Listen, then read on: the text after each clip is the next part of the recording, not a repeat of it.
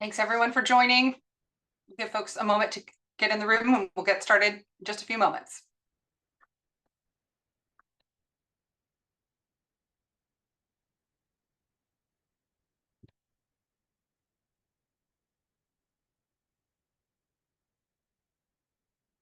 In the meantime, those of you who are here, if you want to introduce yourselves in the chat, we would welcome that.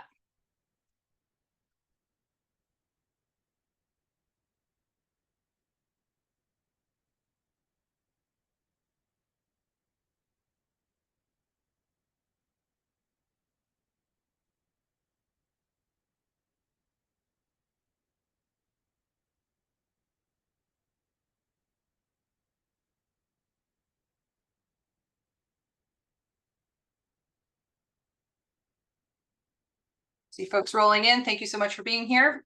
Please feel free to introduce yourself in the chat and we will get started in just another minute.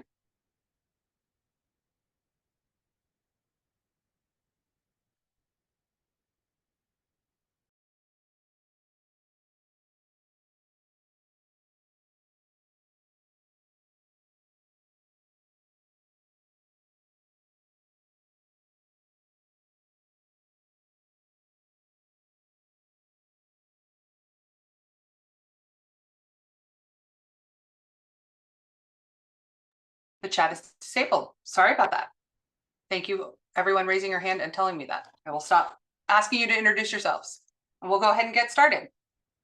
Thanks so much for being here. I'm Kristen Trotz. I am working with the Community Foundation Climate Collaborative and the good folks on our call today to talk through opportunities related to the Inflation Reduction Act's tax credits. We're thrilled that you could be here. We have a great lineup of speakers and we're excited to get into the discussion.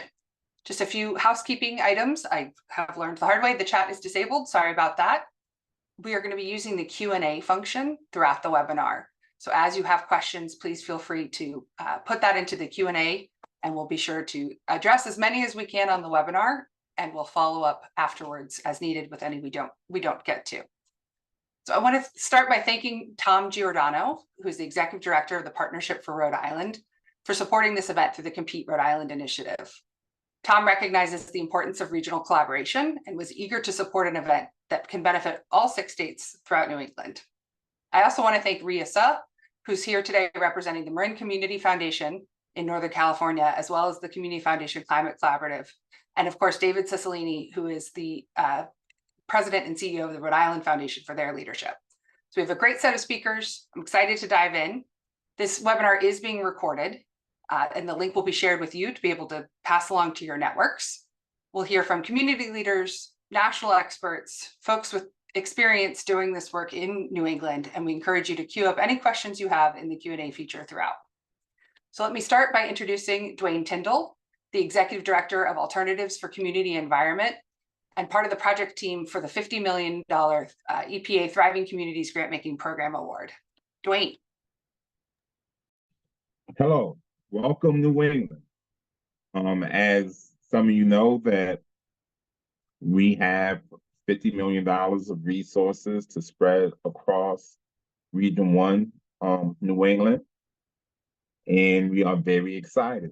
But we are also very excited about this concept of direct payments and tax incentives and how that could impact our neighborhoods.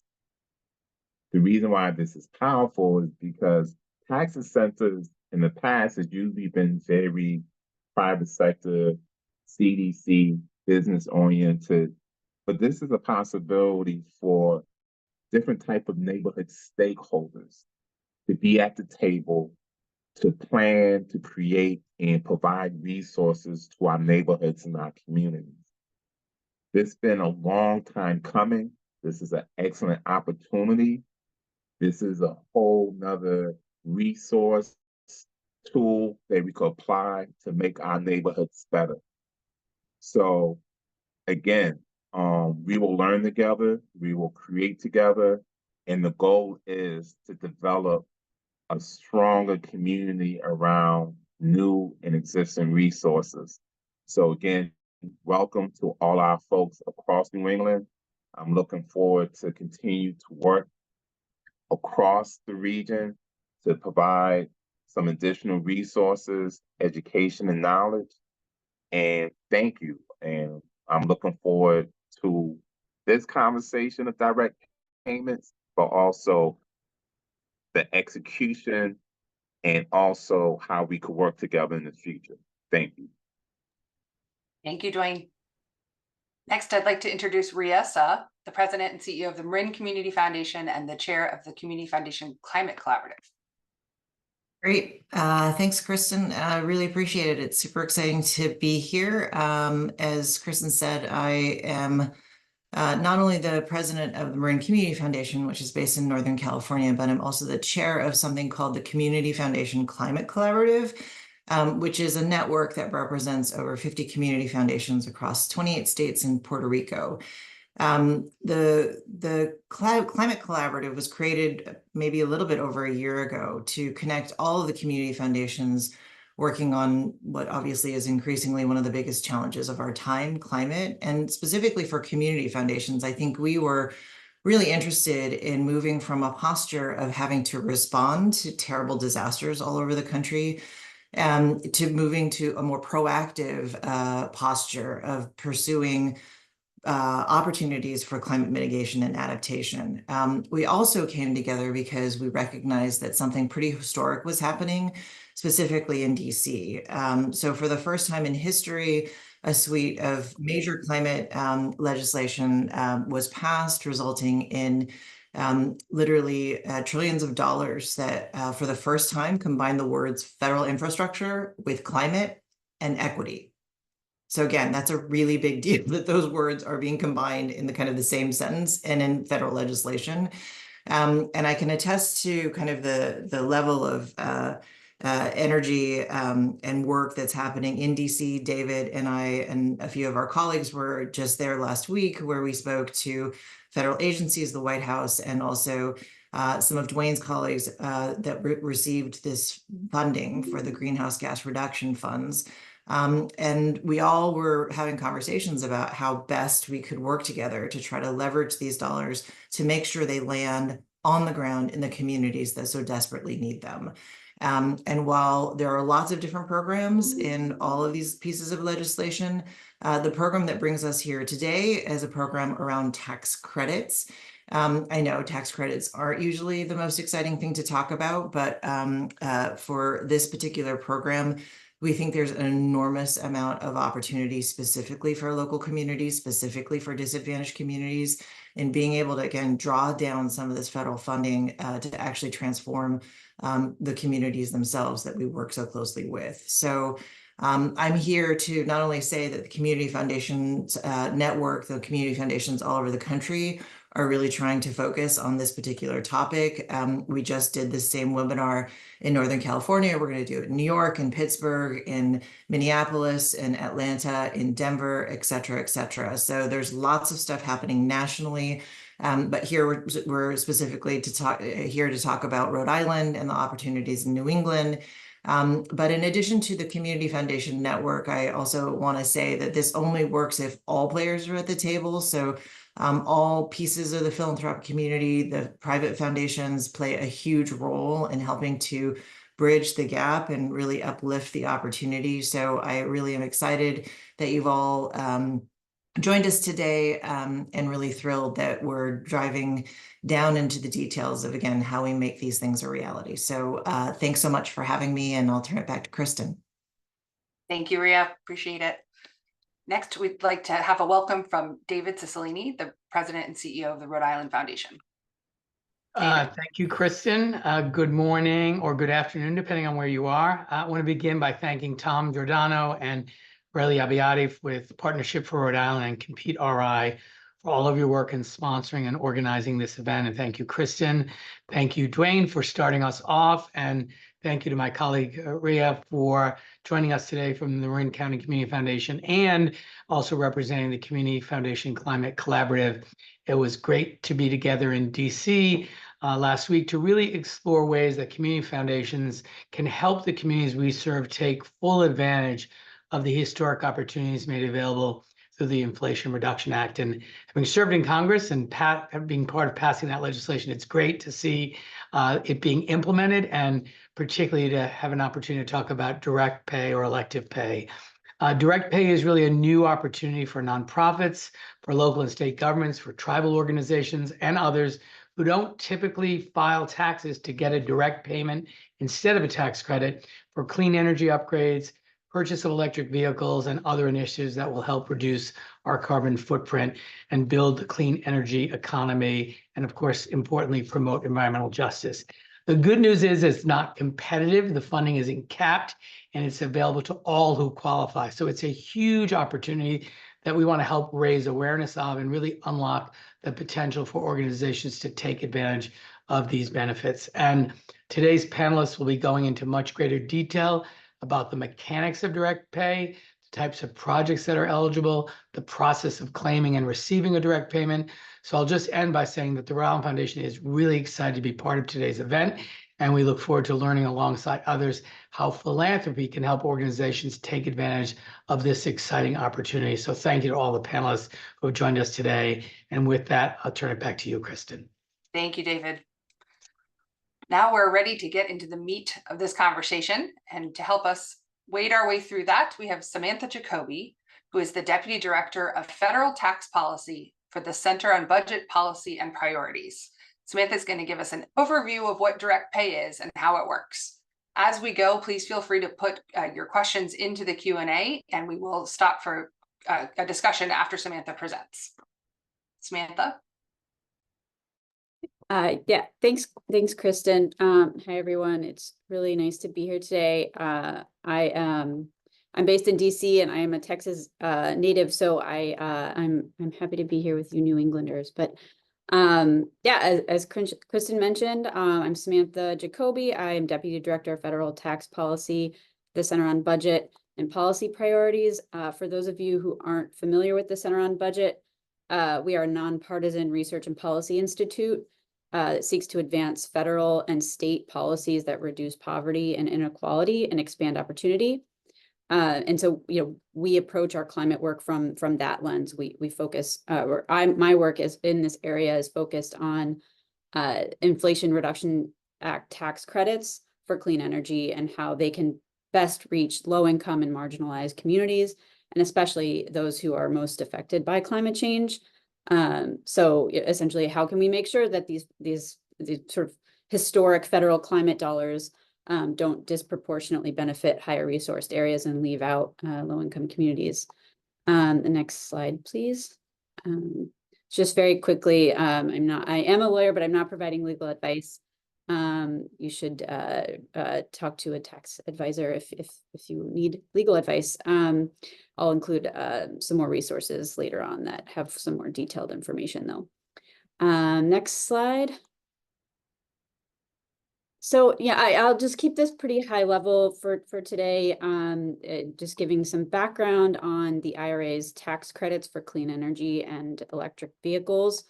Start with that, and then I'll move into a discussion of direct pay, or more formally known as elective pay, which is the tool that non-tax paying entities like nonprofits, state and local governments, territory governments, tribal governments will use to access clean energy tax credits for the first time. All right, so getting into it on the next slide. Yeah, I'm not going to go into tremendous detail. There are a lot of clean energy tax credits in the IRA. There are 12 tax credits that government entities and nonprofits can access through direct pay. There are a few that I'll talk about that are probably the most relevant and most likely to be used by government entities and community organizations, at least sort of earlier on in the direct pay sort of landscape. The first I'll talk about is the investment tax credit, which is most commonly used for developing solar energy projects. And the other one is the credits for electric vehicle purchases and EV infrastructure. Just to give you a sense for the kinds of projects that the tax credits can help finance and provide benefits for communities. So imagine, right, a solar roof on, say, a nonprofit owned building. that's installed and helps lower the cost of energy. The base tax credit and the investment tax credit typically covers 30% of the cost of that installation, but it can be up to 60 or 70% of project costs if you qualify for certain bonus credits. The bonus credits, again, I'm not going to get into here, but they're for things like sourcing projects from domestic manufacturers, for locating projects in areas that have traditionally been associated with the fossil fuel industry, and for locating projects in low-income communities. So the benefits of something like this generates energy savings for building owners. Imagine a government affordable housing facility that lowers the cost of electricity for low-income residents. That can bring down electricity costs substantially and means that there's more money available to serve communities. The other example here, right, many nonprofits and government agencies have vehicle fleets, and whether they're planning to transition to electric vehicles now or later, it's going to happen sooner or later, and they can do that and claim tax credits for transitioning their vehicle fleets to electric vehicles and installing chargers. The credit here is worth 30% of vehicle costs up to $7,500 for small vehicles, or $40,000 for larger vehicles. For that, think like school buses, fire trucks, things like that. And then there's a credit for 30% of EV charger costs up to $100,000 per project. And then this one, the EV charging infrastructure credit has a place-based component, has to be in a low-income community or a rural community based on definitions that are spelled out in Treasury rules. But yeah, just to give you a sense for kind of what's possible here. And then on the next slide, sorry, can we move to the next one? Thanks. Yeah, so the bit of background on direct pay. Direct pay is effectively the tool that lets non-tax-paying entities receive tax credits. Clean energy tax credits have existed for a long time, but before the Inflation Reduction Act, only entities that were subject to the income tax, so tax-paying entities, could directly benefit. And so who that was for-profit businesses. But direct pay essentially creates a new mechanism that lets entities like government agencies and nonprofits receive tax credits via a tax refund, even though they don't have to pay income tax. So it's a very powerful tool. It's available for at least 10 years. It's uncapped. There's no competitive application process.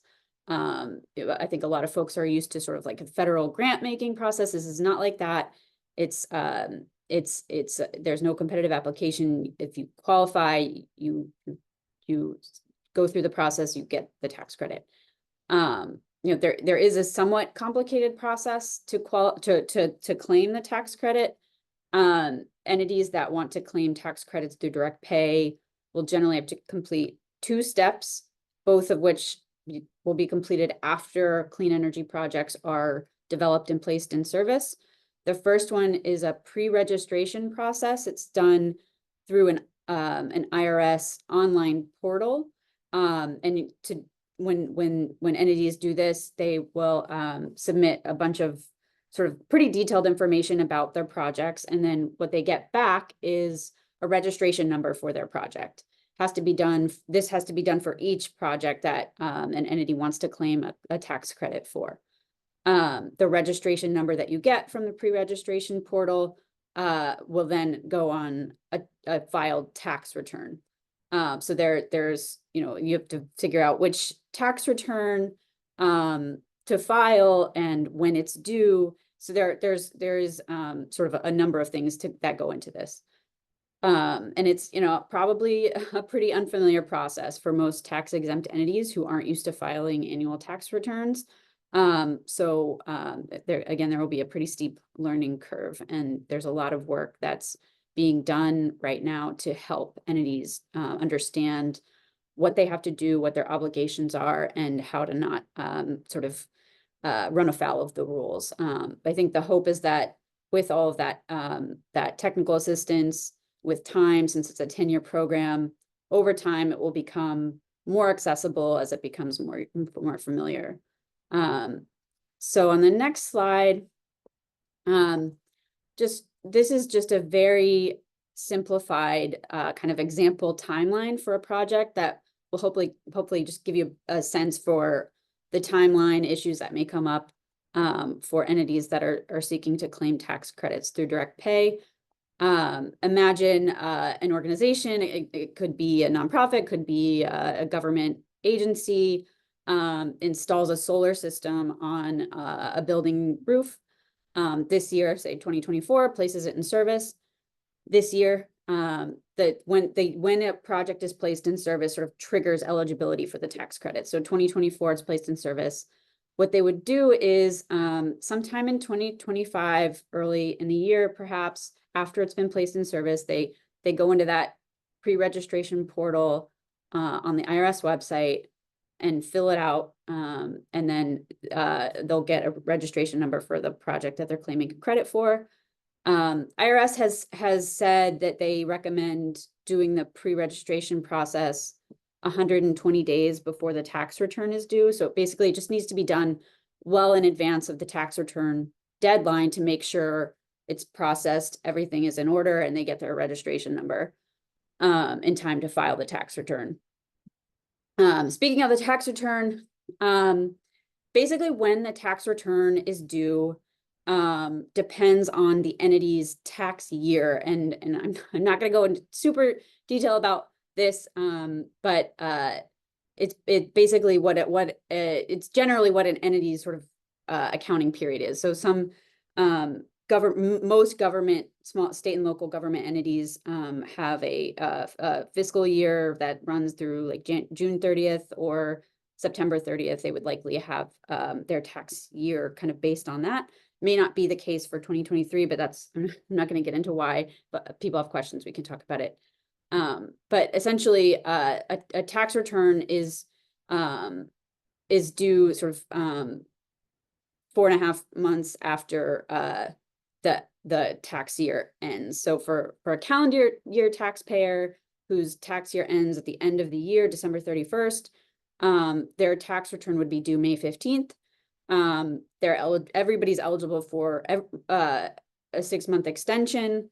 And then, so if you need more time to file, you could get a 6-month extension. And then at some point after the return is filed and processed, the organization receives their tax credit through a direct pay refund. So a couple things to note about that, right? The first step that I mentioned is developing a clean energy project, but that's actually a whole bunch of steps. It's not one step. It can take a lot of time, expertise, and resources to complete. And then the entity doesn't receive their direct pay refund until potentially well over a year after their project is placed in service. So that means entities will have to finance their projects upfront, and there's a big need for that kind of bridge financing to help entities fill the gap. And then on the next slide, I mentioned this time lag. Projects are going to require bridge financing. Again, there's a lot of work being done in that area to help with bridge financing. It's going to be especially important for low-income communities that have less access to upfront financing and for whom it may be harder to take on debt to fund clean energy projects, even if they will be fully subsidized at the end of the day. And I think probably the panel after me will be able to talk a lot more about the financing. I'm more focused on the direct pay process, but it's definitely an issue that has to be taken into account. The things that can help with financing, Treasury rules allow IRA tax credits to stack on top of other subsidies, like grants, so that projects can receive subsidies for up to 100% of their clean energy project costs. You can't get more than 100% of your project costs covered by subsidies, but you can fully fund projects and still receive tax credits through direct pay. There are other tools created by the Inflation Reduction Act to make financing easier. I think most notably is this $27 billion greenhouse gas reduction fund, which is a large amount of money to help low-income communities with financing. And then there are existing green banks in I think 23 states. Those are also helpful ways to help finance projects. So then the next slide is just some links to resources that I found helpful as I've sought to learn more about this. I especially urge you to look at this last link. The group Lawyers for Good Government. It has a lot of really helpful and really detailed resources. There's a detailed FAQ page, and for folks who don't have their questions answered, they also work directly with entities applying for credits through direct pay. Also just flag Lawyers for Good Government. I don't have a link because it's not launched yet, but they are launching a new tool likely next month in July that will help walk folks through the application process for direct pay. And they'll have another one for financing resources. So I think look at their website in July. I think you can also sign up for updates, but they're just like, they just have some of the best resources for direct pay. I'm happy to answer some questions, and I'll pass it back to you, Kristen. Thank you, Samantha. We've gotten lots of questions. I appreciate that.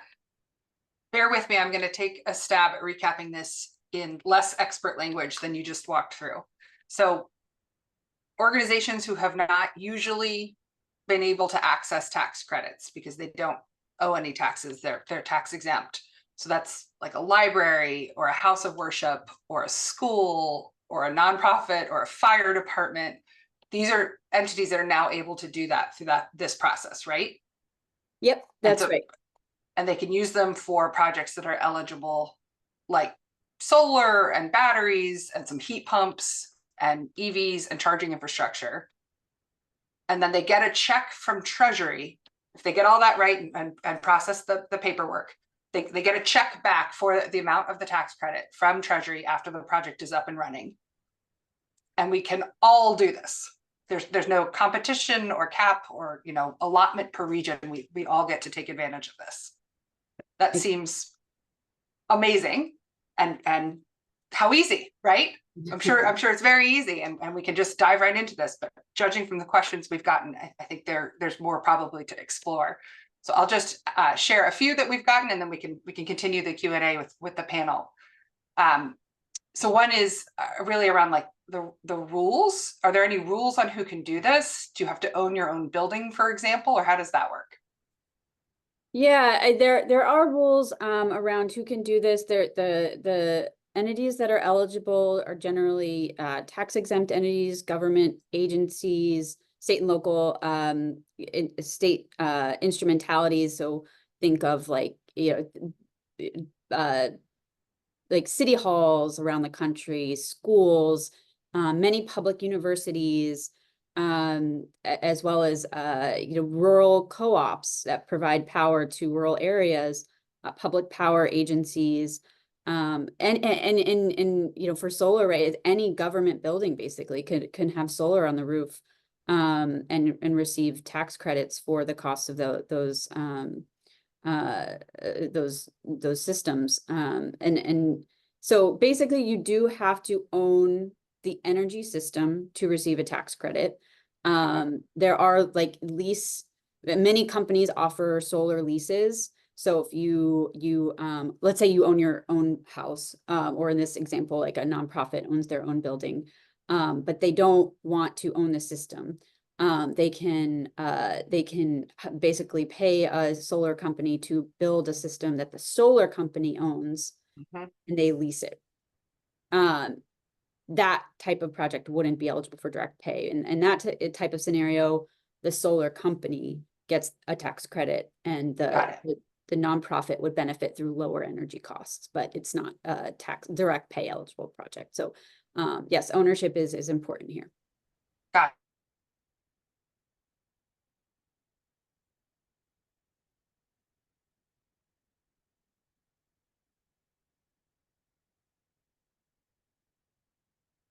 I think Kristen may have frozen for me. I don't know if that's just me or.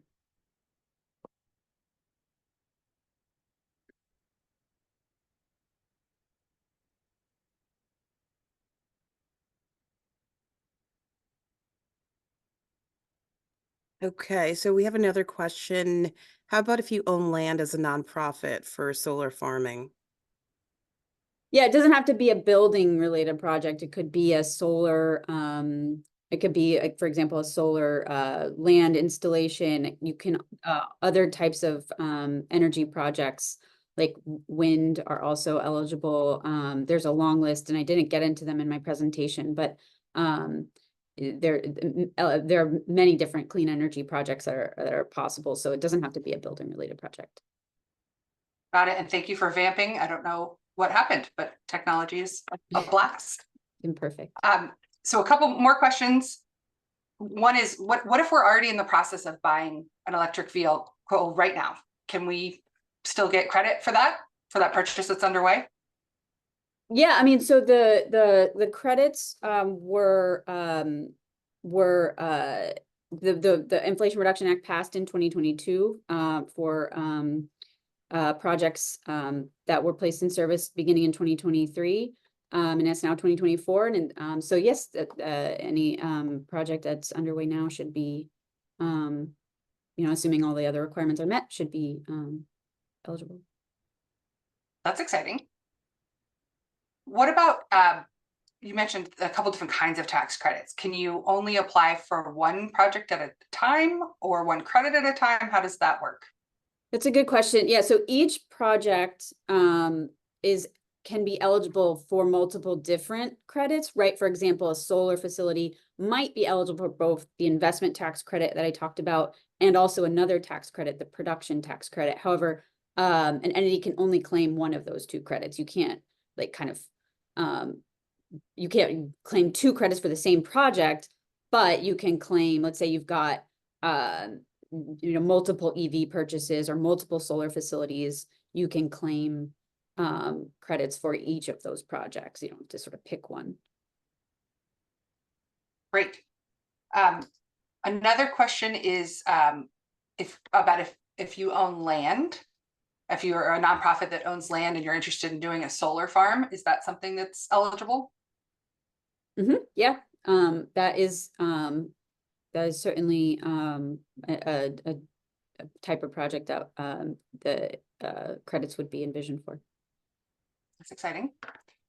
And we have a question about how to batch together or band together. Is it possible to pool working statewide, for example, as part of a public schools effort in Rhode Island, aiming towards the net zero targets, the active climate requirements? Is there something that we could do together to support solar roof sites, electrification, facility electrification in public schools? Yeah, so the thing that is somewhat tricky about doing that is the entity that owns the facility is responsible for doing the pre-registration process and filing the tax return and claiming the credit. So I don't know that it's it may be possible. I think folks are thinking about it, but I don't know that it's currently possible for, say, like a state Department of Education to, for example, claim solar credits for each individual school district, for example. But I think there is some thinking that's being done around how to sort of streamline technical assistance to make sure that it's possible for to make sure it's essentially to streamline situations like you mentioned. But under the Treasury rules, the owner of the facility, the clean energy facility, is responsible for claiming the tax credit. Got it. So it would need to be the district or whoever owns the facilities where the project is going. I just dropped a link in the chat to Undaunted K-12. They're particularly focused on schools and accessing direct pay. So folks interested in that might be interested to check them out. So the next question is, how do we look at two examples? You mentioned this law was passed in 2022. There was openings to have projects that were put into service in 2023. processed? How do we learn what the examples are? Are there examples? Has anyone done this? And if not, when they come online, how do we know where to look, where to find them? Yeah, that's a really good question. So basically, the very first projects that are trying to claim direct pay are most likely doing the tax return process now. The pre-registration portal that I mentioned went online at the very end of 2023. So school districts, state agencies, all of those groups that are trying to claim direct pay for tax year 2023 have begun that, and their tax returns they may have been due sort of May 15th, but most probably tried to claim or claimed this 6-month extension for tax return filing because there were so many questions about what to do. So it's likely that, maybe some direct pay projects have gotten direct pay refunds already, but my guess is most of them are still sort of underway with the tax return process for 2023. And so yeah, I think we will have some good stories maybe towards the end of this year, and there are lots of groups trying to put together kind of like case studies, best practices, what worked, what was hard. So I think probably second half of this year I would look for some things like that to come out. Right, that sounds like something we should be paying attention to and sharing with this group. That would be super helpful. Yeah, and I mean, I think that's really one way for states, for example, that may have more resources than local governments to kind of lead by example, right? Like tell their local governments what worked when they were applying. Yeah, I'm hearing from what you've shared that there's some work to do on helping navigate the different options and choices. There's work to do on sharing examples. And it sounds like there's some help on the way to navigate the actual pre-application process with Lawyers for Good Government and others working on sharing those resources, and then potentially some sector specific technical assistance and help like Undaunted K-12. And of course, your organization is doing a great job of holding all of this together at the big picture. So really appreciate you sharing this with us, and I'm confident we'll have more questions as we get further into our program. But for now, I would like to turn to some folks who are living this right now in New England and working on how to navigate these opportunities. We have 3 panelists joining us. We have Andy Posner from the Capital Good Fund, which is a community development financial institution working to support equitable financing. And Andy is working in a number of states, many in Rhode Island and some outside, with lots of experience to share with us. We have Mike Rolls from the Executive Director of the Climate Jobs Rhode Island Project, who's working to support a just transition to a green economy in Rhode Island. And finally, we have Pierre Joseph, the Working Cities Manager, who's part of the Inclusive Economies Initiative at the Federal Reserve in Boston. So we're going to make time to speak with all 3, get their perspectives, and then we'll have Q&A, and you can direct Q&A to an individual panelist, to the panelist as a whole, or if you have another question for Samantha, we're happy to bring her back too. But Andy, I want to start with you. If you could share your experience working in New England, financing availability, how do these efforts connect? How are you making sense of this great opportunity? Yeah, wonderful. Thanks so much. And thanks everyone for joining. I'm just going to take a few minutes to tell you about what Capital Good Fund's doing with direct pay, why direct pay matters so much, and share some ideas for how all of you guys can leverage it for your work. So we are a nonprofit community development financial institution, or CDFI. I started the organization 15 years ago. We are headquartered in Providence, Rhode Island, and we operate in 11 states. And actually, the program I'm going to be highlighting is in Georgia, but we will be bringing it to New England. So we have for many years worked at the intersection of poverty, climate, race, gender, and economic inequality. And we have long struggled to make solar work for low to moderate income families, primarily because the tax credit isn't refundable. And one thing I should note is that even though there's now direct pay for tax exempt entities, there is not direct pay for consumers. So if you are a homeowner applying for the consumer tax credit, you still can't claim it. And according to Rocky Mountain Institute, 40% of households do not have enough taxable income to claim any of the credit, and another 30% can't claim all of it. So 7 out of 10 households have to pay more for solar than a low to moderate income household. So that's a fundamental challenge. The IRA did a lot of wonderful things. It didn't solve for that. But there is a solution that I'm going to talk about now. So when we saw that provision, the direct pay provision, we decided to launch a solar leasing program wherein we as a nonprofit will own and install solar systems for low to moderate income Georgia homeowners, so that we can claim the tax credit via direct pay and then use that to lower the lease payment to deliver day one savings for those households. At the same time, we decided to also run a power purchase agreement program for commercial entities in Georgia. And again, I know this is New England. We will be doing this in New England. It just happens to be where we piloted it. And some of the customers that we're doing the power purchase agreements for are themselves eligible for direct pay.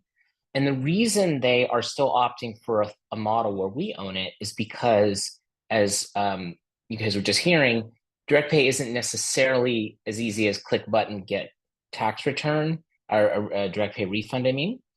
And some people don't have the capacity to go through that. Others might not have the capital to bridge the tax credit, which, if you could tell from that timeline, you might have to wait 18 months from the time you start paying your installer to the time that the tax credit comes back to you. And others might just might not want to deal with ownership and maintenance. So there are other ways to leverage direct pay than you put solar on your building if you're an applicable entity, as it's called, and getting it. These kind of third-party owned models can be leveraged by entities that can claim direct pay, entities like us that have the financial expertise and experience to do that, and then can use that to pass on savings. Because in a pre-IRA world, the way that a nonprofit or a government building or even a low-income homeowner would typically claim the tax credit would be through a for-profit lease or power purchase agreement, like those offered by like Sunrun or Sunnova in the residential space.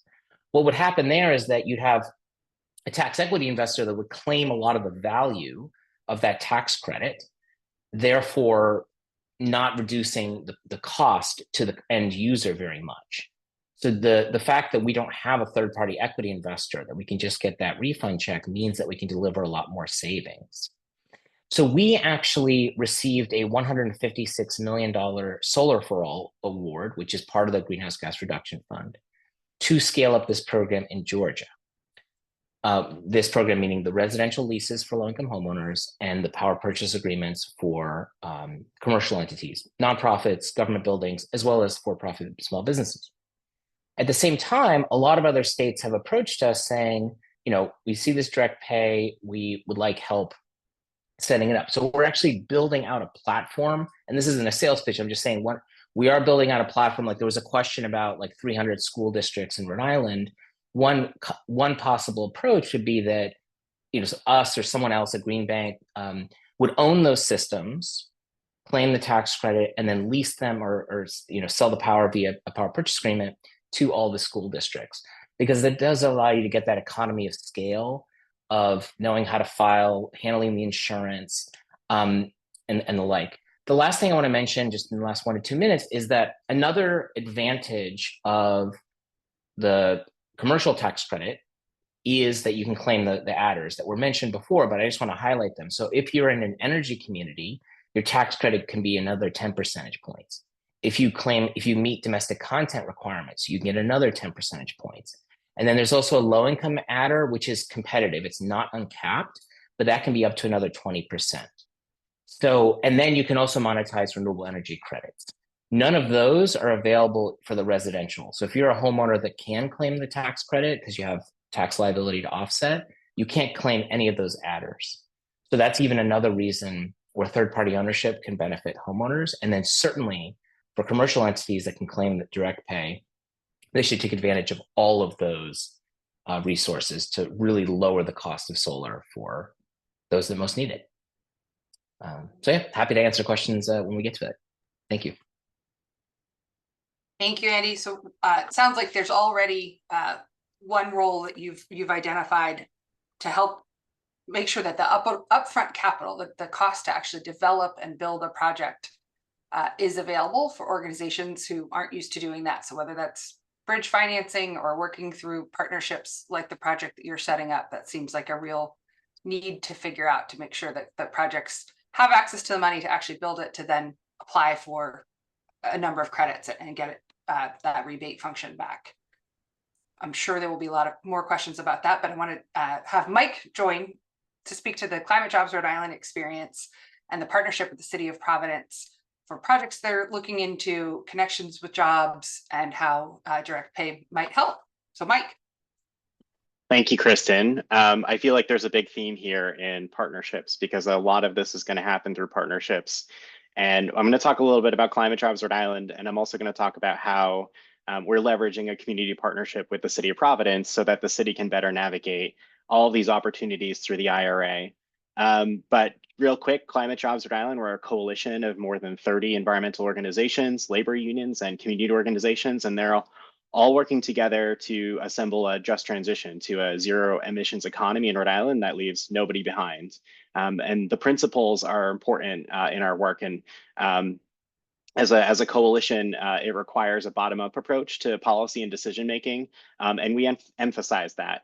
And really, we emphasize the fact that the process in getting to the solutions is as important as the solutions themselves. And in order to do climate policy in a way that really leaves nobody behind, we really emphasize that you need to center poor and working class people, and that they need to be in the driver's seat of creating these solutions. And as a coalition, we move at the pace of trust. I want to give a quick shout out real quick to Rhode Island Foundation for providing some critical funding to support our work, because it's been very critical to doing things like our partnership with the city. And before we started partnering with the city had already started embracing some of those bottom-up principles. They already adopted a climate justice plan that was created through the lens of frontline communities, that was created by the communities that are most impacted by climate change. And they also adopted a building energy reporting ordinance. And then last September, we were able to work with the city to get the city council and the mayor to adopt establishing the city as the first climate job city in the nation. And really, that resolution is the product of an extensive collaboration between Climate Jobs Rhode Island, our members, the mayor's office, the Providence City Council, and a lot of our labor partners, environmental partners, and community partners.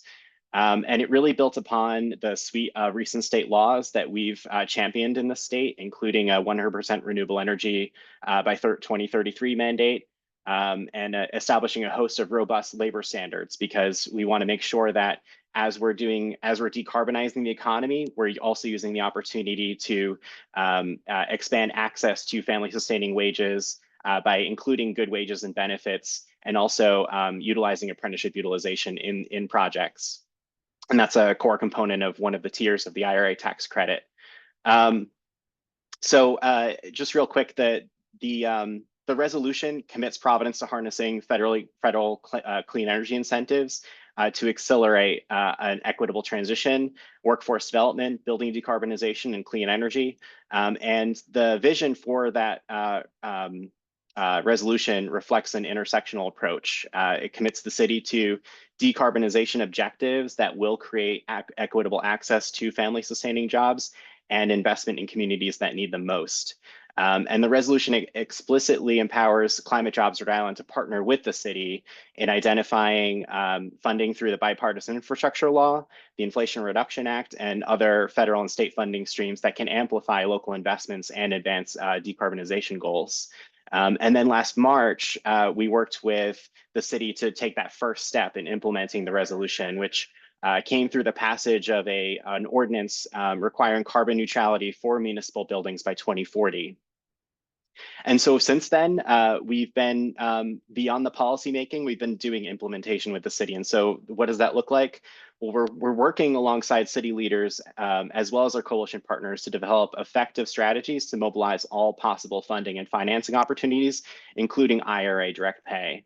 And we've identified in collaboration with the city a host of project opportunities, both short-term opportunities and long-term strategies to tackle things like building retrofits and doing electric ready and net zero construction for new construction of public buildings.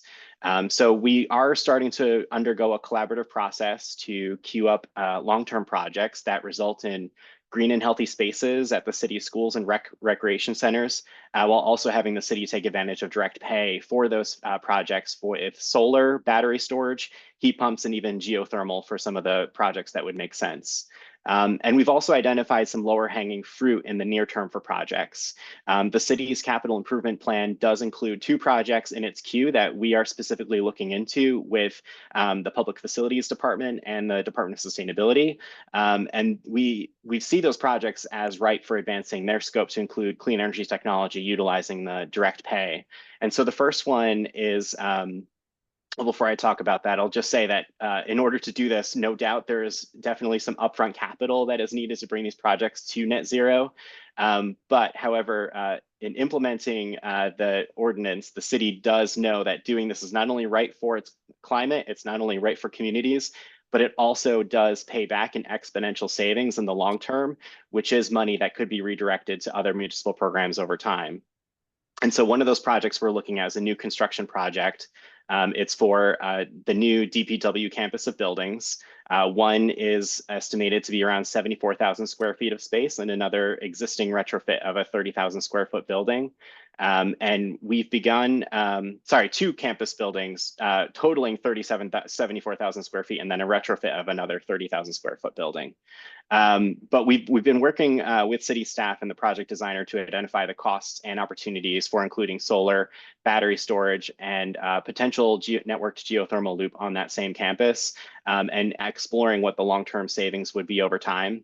And we've been talking to, reaching out to technical experts to undergo feasibility studies and understand what those costs would be for feasibility studies. And we're also engaging with engineers that to include a better defined scope of work. There is an estimated gap of about $1 million from what was originally budgeted to include these clean energy projects. And again, we know that the city long-term savings would be huge. We just need to mobilize an additional $1 million in funding by this fall, actually. And then another project that we're looking at is retrofitting the existing public safety complex. So the other capital improvement project in the scope of work that we're looking at includes potentially adding solar, battery storage, and heat pumps to the public safety complex. And our national, we turn to our national technical team a little bit in situations like this, and learned that looking at the energy use data over the previous couple of years of that facility, that if we utilize the direct pay mechanism for solar and battery storage alone, that it could pay itself back within about 8.5 years for that facility. But again, we know that all of these projects are important for the community and can lead to significant savings to the city over the long term. Also, making sure that we're expanding pathways out of poverty to family sustaining jobs for local communities to do these projects. But again, it's coming up with that upfront capital to cover the initial costs that we found is the major challenge so far. And I'm happy to answer any questions following this. Thank you, Mike. It sounds like partnerships and leadership from local government are essential ingredients to help map out the projects that you want to do, look at the menu of options and incentives, and thinking about this comprehensively as a way to meet longer term goals, whether they're climate goals, economic goals, community goals. It's great to hear how much you have underway. Before we turn to Pierre, I want to invite Andy back on the screen for a moment and just ask you both, since you're in the thick of this, what challenges are you facing, and what help do you need? You have a captive audience. What should we be knowing about your learning by doing? Well, one thing I'll say is that we've been a lender for 15 years, but capitalizing solar and storage projects is very different and nuanced and complicated, in part because it's project finance and it has its own structure that is new to us, but also because a lot of the deals that we're closing are the first time that there's an investment where the repayment is partially tied to direct pay. And there are ways in which the direct payment is structured and how the money flows that create complexity. We don't have time to get into it, but it's taken us a year to close on our first 2 senior debt investments in our Georgia pilots. If it takes us a year to close on every investment, we will never hit our climate goal. The other thing is the cost of capital. So it's the speed and the cost of capital and the flexibility of structure. Understanding what's called offtake risk. We're lending to communities that are not normally provided capital, and traditional capital providers are very restrictive and inflexible in how they think about that risk, and they can't be if we're going to reach these communities with clean energy. I would sort of second some of that, and I mean, we're not only experiencing similar challenges with Providence, we're experiencing with every public entity, whether it's a school district or other cities or towns, and it really has to do with those upfront costs of doing it and making that investment. And it's a thing that a lot of folks are gawking at before actually fully understanding what the direct pay opportunity actually provides and what the work entails. And I guess to kind of lean into that a little bit, we're learning that a lot of municipalities and school districts really need that technical assistance, whether it's tax attorneys. It's obviously they don't file their own taxes, so this is all new territory for a lot of these entities. So if there's a way to retain tax attorneys or the other sort of specialized engineers and project designers that have background in clean energy technology, those are sort of the things that we're experiencing that some of our partnerships are experiencing. And then another thing is just a real pitch, like Climate Jobs team is staff of 4 people, and we really could definitely use an opportunity to expand our capacity to be able to do this as a service for many other entities around the state. It seems like there's huge potential, tons of demand, hypothetically, that needs to get unlocked, and some maybe non-traditional ways to think about building capacity, whether that's access to tax lawyers or tax advisors or project developers, and thinking through how all of this comes together. So that's really helpful to know. Are there any other seeds you want to plant about needs before we share the screen with Pierre? I'll mention 2. One is everywhere in the country, in Rhode Island and parts of New England not included, there's a need for making it faster to permit and interconnect solar projects, even rooftop, which shouldn't be that complicated.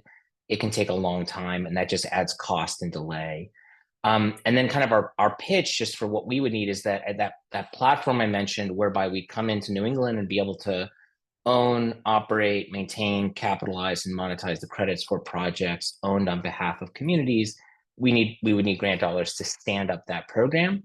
Once it's stood up, it should be self-sustaining off the revenue that we can generate. But if there are funders that are interested, I'd be happy to share more about what that structure should look like. On the permitting side, I will say there's a program called Solar App Plus that's created by the National Renewable Energy Laboratory. And if you are an authority having jurisdiction, you should absolutely look at that, because it can automate your permitting for solar projects. I'll just express the rare moment we have. I mean, this is a once in a lifetime opportunity that we can't squander. And to get it right, like, this is an all hands on deck effort, and philanthropy has one of the most critical roles to play in making sure that we succeed in this. I'm hearing an avenue for policy work, for lending, for capacity building, for organizing, for technical assistance. It seems like there's really room for everyone under this tent. So that's very exciting.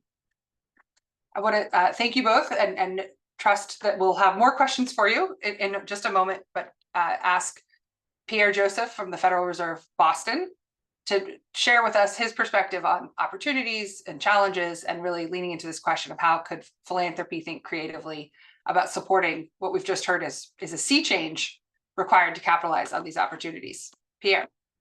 Yeah, Kristen, thank you for having me. Before I start, just quick disclaimer, my views are my own. They do not necessarily represent the Federal Reserve Bank of Boston, nor the Board of Governors in Washington, D.C. So as I think about this particular moment in time, direct pay, IRA, IJA, all of these federal funding opportunities. This is the single biggest investment in industrial policy and tax investment in a new sector since the Marshall Plan. Again, this is the single biggest investment in industrial policy since the Marshall Plan. I think for philanthropy and other actors that are interested in getting involved in the conversation, but sitting on the sidelines, like, now is the moment to act. I think Dwayne said it best earlier in the introduction when he said, direct pay unlocks possibility to create, plan, and provide resources for communities. However, in order to get there and make the best use of this moment, we have to build a better field. And that really requires, I think, 4 things in this moment. I think 1, enabling more equitable market participation by users. This includes capital providers. This includes environmental justice groups on the ground that are doing the organizing and the visioning. This includes cities and school districts that are working on a range of issues. And finding ways to bring folks into the conversation around project development, reducing barriers to entry for our grassroots organizing groups, working on execution cycles, because to the point earlier, if we're waiting on a year in order to close on a deal, we're never going to get there in time. Extending market infrastructure, enabling investors to act. Tax credit monetization, de-risking potential projects, facilitating capital flows to unlock the full spectrum of capital to meet particular end user demand is going to be critical. Developing diverse suppliers and businesses. Again, like, if this is the biggest industrial policy since the Marshall Plan, we have to ensure that the investments that we're making are also developing an equitable workforce. And this is an opportunity to invest in diverse companies that are providing the right that are doing the right hiring practices, that are thinking through potential prevailing wage benefits and things that workers need in order to create more inclusive, vibrant economies. And then the other piece is, like, we got to accelerate learning and continued innovation. And this is where I think philanthropy can really help. Digging in a little bit deeper on the first point, enabling more equitable market participation by users. I think first we need to be thinking through, how do we expand the project pipeline with pre-development supports? Via challenge grants, working with state and local governments. This is where philanthropy can partner with particular cities or jurisdictions to encourage greater and better project development. Because I think it's one thing to tell everyone, oh, direct pay is here, this is an opportunity to seize the moment. But I think it's important to get communities sitting down and prioritizing the right projects that make sense for going after this particular moment in time. Because while there's infinite need, there is a limited supply of resources and technical assistance providers. And again, being sure that we are identifying the right opportunities to leverage this moment is critical, and bringing various partners to the table for those pre-development conversations is critical. I think this is also an important moment to leverage existing networks, CDFIs, and other folks that can help aggregate deals within a pipeline. So we're not just going after one deal, but communities are able to say, these are the 3 or 4 direct pay activities we're going after, and this is the resourcing that we need. I think being able to develop a suite of bridge finance products for specific uses is going to be important in this moment. And I think philanthropy can play a key role in that. And I think targeting and tailoring the assistance based off of what it is groups on the ground need is going to be critical. I think as we're thinking about extending market infrastructure, enabling investors to participate in these activities, I think thinking through in building pooled vehicles that can scale, 501c3 or other bond entities that can help get impact capital to projects is going to be critical. Foundations, you cannot do this on your own as individual investors, but pooling investment resources is one way to help communities in this particular moment in time. I think thinking through things like creating a recycled equity fund that can show up and support communities is going to be critical. I think a point was made earlier in the presentation around some communities are wary around taking on additional debt. Well, hey, this is an opportunity where equity can come into the conversation, and perhaps equity financing can come into the conversation and help some of these communities. So philanthropy, thinking through developing equity vehicles, can be a critical component here. And I think like as we are successful in this effort, I think thinking through opportunities to create a better secondary market is going to be critical. As deals are happening and getting financed, being able to bundle those deals, and where philanthropy can buy them on the secondary market through fixed income and other vehicles, can free up the balance sheets of CDFIs and other actors to do more of this work over time. I think on the point of creating a diverse suppliers and businesses, I think there's a couple of key ingredients here that are important. I think one, supplier development, identifying who are the emerging developers in your particular ecosystem and providing them the resources that they need to show up to the table and be a part of the conversation is critical. Thinking through access to capital and the suite of products that are needed, from grants to forgivable loans to equity financing, is going to be important. Philanthropy, connecting with CDFIs and other financing entities are going to be critical in understanding what additional capital is needed beyond the direct pay incentive in order to get these deals across the finish line is critical. I think thinking through both procurement innovations and also buyer-supplier ecosystem is going to be more critical in the long run. That's really thinking through from the vantage point of a municipality. How do you step into some of your resources and authorities, largely through procurement, and making the best of this moment so that your communities can get the biggest bang for the buck, not just from the direct pay, but the longer-term economic benefits is going to be critical.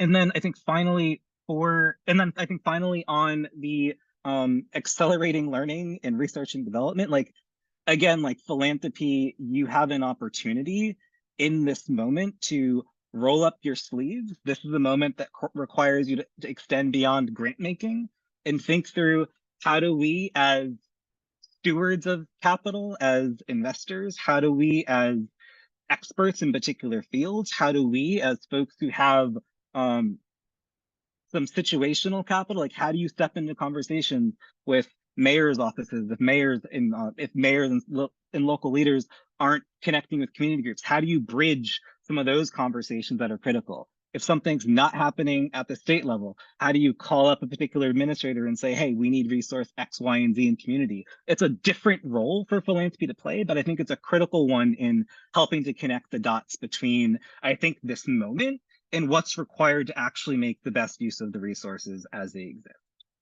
So I'm happy to stop there and open up to conversation.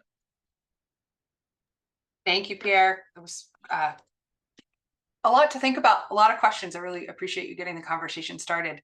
I want to invite Mike and Andy back also. I have a couple questions for all three of you, and please continue to put your questions in the Q&A.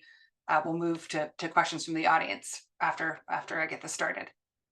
So I want to ask each of you to take a moment and paint a picture of what does wild success look like with this effort? If we were incredibly successful, what would it look like? And we'll go Pierre, Mike, Andy. I think wild success for me is communities that are engaged with multiple stakeholders, visioning the projects of the future. There being a pipeline of projects that are aligned with that vision and community values. There is appropriate capital to meet demand, and there is philanthropy that is engaged beyond grant making, because philanthropy engaging in all the ways is going to be critical in order to get this across the finish line. And then obviously entities like the Federal Reserve helping to tell the story as this work is happening in place.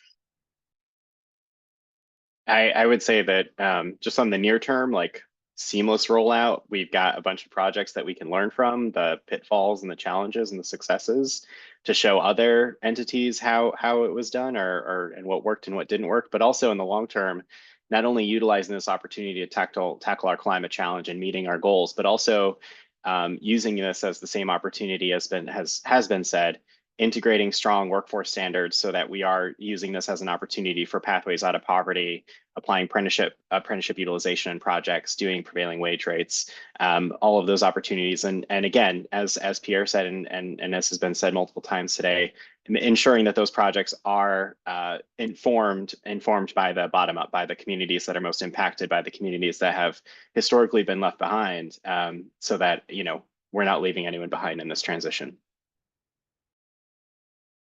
And I would say success for me would be where direct pay almost becomes like a commodity. You know, it's a standard, routine, simple, widely known, and easy to implement tool for decarbonization.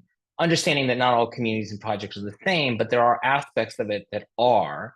And my hope that doing so would bring down costs across the board, transaction costs, cost of capital, permitting time, et cetera. Because I mean, we're still paying too much to install rooftop solar relative to other parts of the world, and we're not doing it fast enough.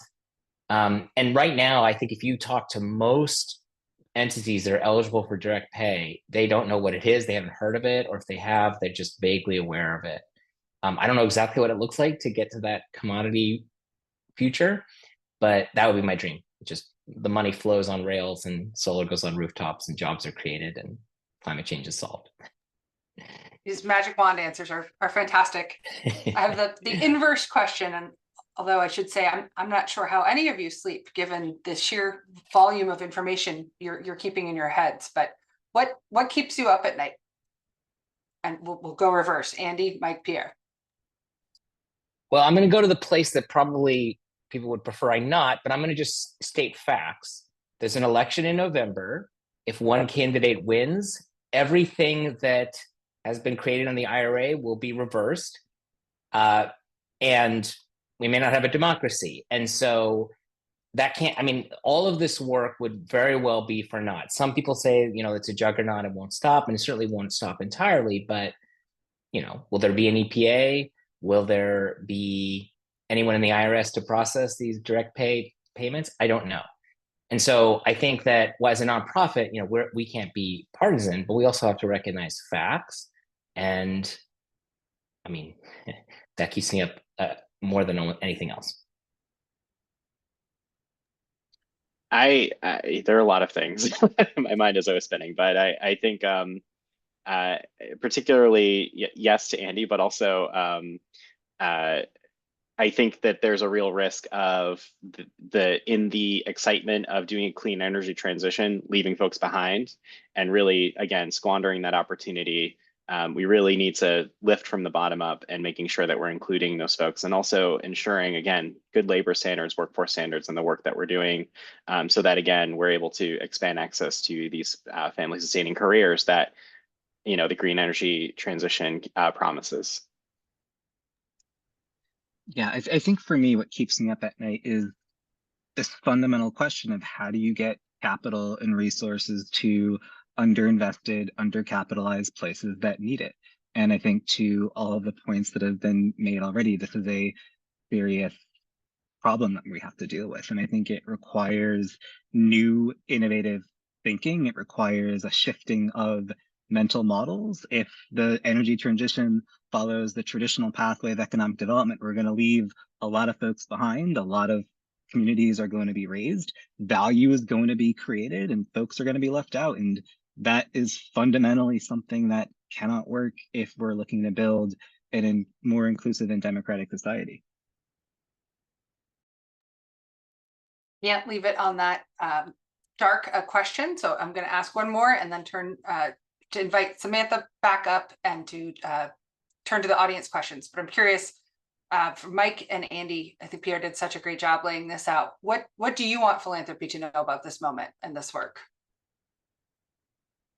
There's no guarantee that these projects will happen, and especially that they'll happen in the communities that most need them.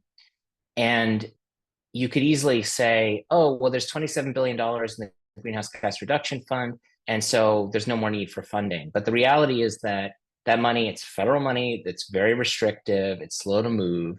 And so engaging with communities to understand where are those gaps and how philanthropy can fund them. It might be bridging a receivable, it might be covering an expense that isn't covered by that. And then the last thing is policy. There is far too little work done at the C3 and C4 level to work on policy. I mean, whether it's net metering, it's permitting reform, local, state, federal, PUC work. You know, we, for example, we testified at a rate case in Georgia, which was largely unsuccessful in that they approved a bunch of fossil generation, but we did get a virtual power plant pilot authorized. And there's not enough money being invested in that kind of work at the local and state level in particular. And I would just add that again, you know, this is a rare opportunity. You know, this is an opportunity to tackle three things at once. Number one, our climate challenge. Number two, facilitating healthy communities everywhere. And number three, expanding pathways to those good jobs for folks. And again, philanthropy has the unique role in actually making these things happen. And while the foundation is being laid and the groundwork is being set forth, it's those small little you know, that bridge financing, that upfront capital, those kinds of arrangements where philanthropy can really actually see these things happen, because all the work is happening behind the scenes. Everyone's strapped for resources, and that's what philanthropy has. Here, did that spark any final thoughts from you on the philanthropy question? I mean, I think just final thought for me is like philanthropy has to show up differently, period. Do what is like, if folks are saying this is what they need, show up. For some folks, that's going to require, I think, hard and difficult conversations with your boards. But again, this is a once in a generation moment, and philanthropy exists to do the things that government can't do. It exists to do the things that, because of political issues and the like, that markets cannot do because there's no incentive, and that civil society won't do because solutions haven't been created. Lean into your influence and power, philanthropy, and step up.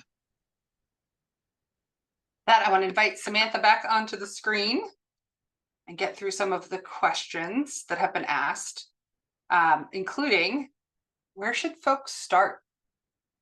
Samantha, I'm going to pick on you first. Yeah, no, where should folks start? I think, you know, webinars like this are a good place to start. Treasury has done a few. There are lots of groups doing kind of explainers, 101s. Those are a good place to start. And then usually kind of from there, you can identify things that you find interesting, you want to learn more about, and then kind of go on from there. Lawyers for Good Government, I mentioned, I think they're just producing some of the best technical assistance. And even, you know, the IRS, people kind of say the IRS website is, it is, you know, kind of our like an older website, the government website, right? But they have some good information on there. The FAQ page is really helpful. It's, I'd say, both technical and plain language, if you can believe such a thing exists. They have for the pre-registration process, they have some really helpful guides with like screenshots and videos, and so they've done a very good job with their outreach. Any other thoughts on starting places? Well, if you're looking to, you know, improve the energy efficiency and reduce the emissions in your facilities, get an energy audit and, you know, get quotes from a couple of reliable solar installers so you can really assess your how you can save money and how you can reduce your emissions. It's like knowing what you want to do seems like a good, important part. I think building on knowing what you want to do, I think it's important for groups within cities to connect with each other to begin understanding like what are all the potential projects we could be going after, just to begin a process of prioritization, having conversations with funders around, okay, there is a need for 3 different projects in order to bring in the specific type of expert. Being able to write one single contract in order to cover those 3 projects is an economies of scale. And I think that type of just practical, let's sit down, roll up our sleeves, what can we all hear, what can we do together? And then thinking through what are our needs, and then thinking through like what are the resources in order to move forward. That's going to be critical, so you don't have 15 or 16 different projects and everyone feeling overwhelmed at once, because that's what's happening right now. I Yeah, can and tell just from the chat. Go ahead, Mike. and just lean into that. It's partnerships. Start with the partnerships and the broad set of stakeholders that and community members that need to be there. Start there. Mike, this question was asked while you were speaking, but anyone can answer. Are there projects like the ones that you described that work in smaller towns? Is there any sort of minimum scale, or do you need, you know, sort of the size of the buildings that you were talking about to make this work? Absolutely. And I think that was asked by Thomas Brendler at the Van Buren, which I'm from Newport. I live in Newport. So that one hits home for me. Yes, we should get the city of Newport to do these things. Obviously, it has to come from the community. So bring together community residents in the North End and other areas to envision those projects and in order to get the city on board. I think that that's a great opportunity, and absolutely, and start small, and it can be a good pilot process to show other communities how they can do it too. I'll just say we just signed a lease yesterday for a low-income homeowner in Georgia for a 4-kilowatt system, which is tiny. But we are still able to make the economics work because direct pay is simple enough that the transaction costs are low enough that it still works. That's great. It's exciting to hear. Samantha, I think this is directed at you.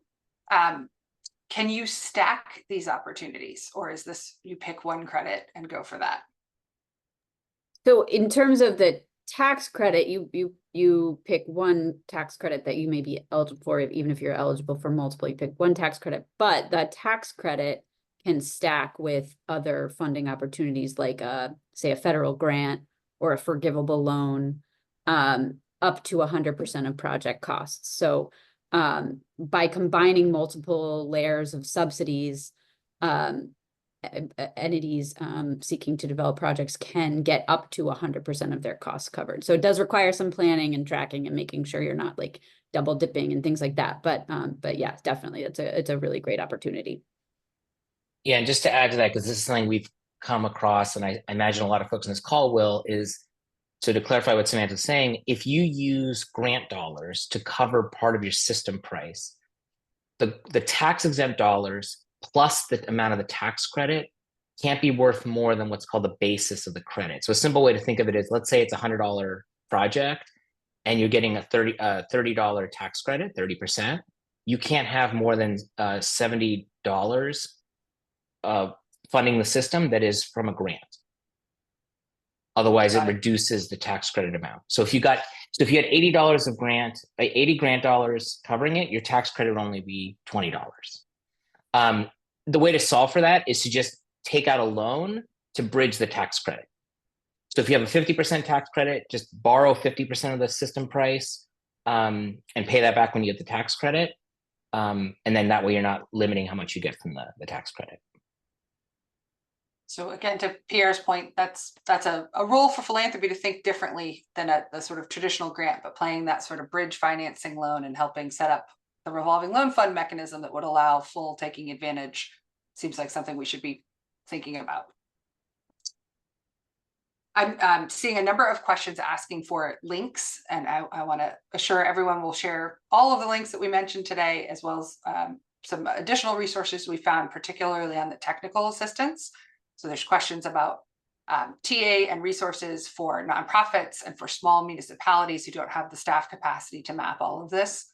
So we will certainly share what we have, but I want to give anyone on the panel a chance to point to any, besides Samantha shared the Lawyers for Good Government resource. Anything else come to mind we should make sure folks know and we'll include in our follow-up?